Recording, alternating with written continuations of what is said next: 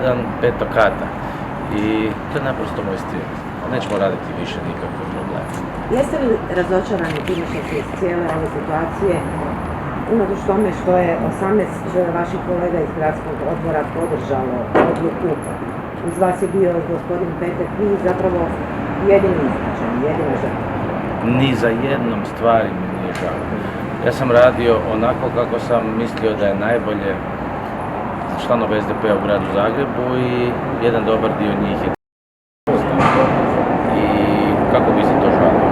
To je jedno sretno razdoblje mog života, 4,5 godine u stranci, sada 10-ak mjeseci na vodstvu stranke, upoznao sam sjajne ljude, radio sam sa sjajnim ljudima. Sa sjajnim ljudima sam se veselio. Imao neke uspjehe, nadam se. Pokrenuli smo taj SDP. Razočaranje, pa da bi nešto bilo razočaranje, to bi trebalo biti neočekivano, ali većina stvari koje su se događale su stvari s kojima sam ja sa ljudima razmišljao i razgovarao s jednim dobrim dijelom ljudi iz predsjedništva. Jedan dobar dio ljudi znao o čemu je riječ, u čemu je nezadovoljstvo i naravno ja sam onaj čovjek koji kada ima stav, ja ga jasno komuniciram, kažem. Nemam nikakve dileme da bih pod istim uvjetima uvijek ponovio isto.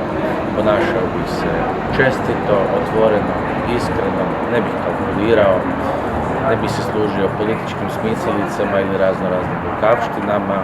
Možda je to zato što je posao siguran, imam dobar i sretan brak, imam razmjerno dobre uvjete života i mnogo zadovoljstva za koje ću sad imati više vremena.